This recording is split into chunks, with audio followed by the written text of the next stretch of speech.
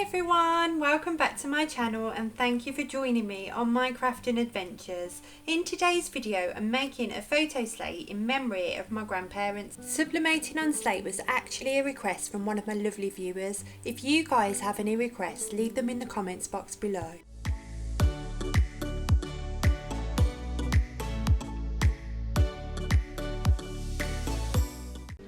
So today I'm using the Ink Experts dye sublimation paper for hard substrates, and I'm using an Ink Experts photo slate.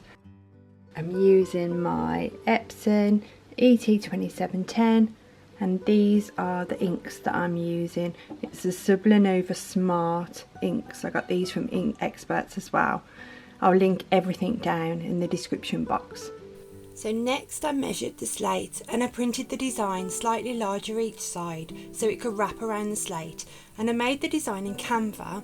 I recorded it, so if anybody wants a video showing the whole process, just leave me a comment and I'll make it.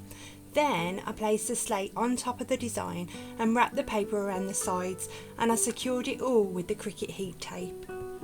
So the next thing I did, this was while my press was still cold, I just put my chip shot paper down. And then I got the slate, I placed it down, I put some chip chop paper over the top, and before it even turned on my heat press, I was just checking to see what pressure it was set at. I needed a medium pressure, otherwise the slate might have broken. So I just adjusted my pressure until I was satisfied that it was at medium. It is kind of difficult to define the pressure, but I would say the medium pressure would mean that I could lift it with just one hand. Firm pressure, I would need to lift it with both hands, and then light pressure, I could lift it without any effort really. So then I turned my heat press on and I set the temperature for 200 degrees Celsius, and I placed the slate face down so the design and the sublimation side of the slate were on the two mats at the bottom of the heat press.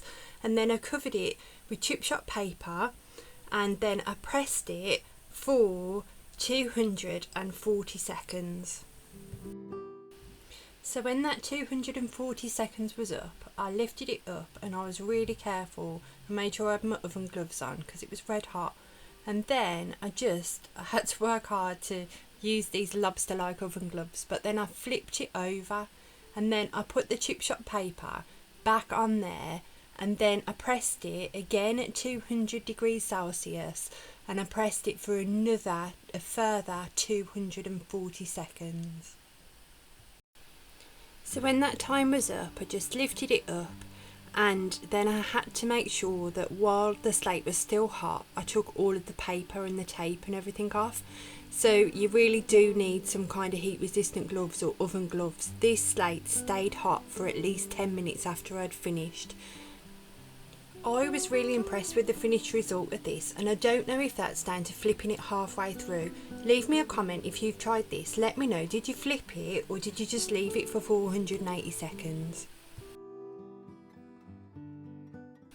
So here it is, all finished. I absolutely love this. I think it's such a nice way to preserve your memories of people. It's long lasting and it looks perfect to me. So let me know what you guys think, and remember, if you would like me to make that Canva walkthrough video, it's no problem at all, just leave me a comment, let me know. As always guys, thank you so much for watching and I'll see you soon. Bye!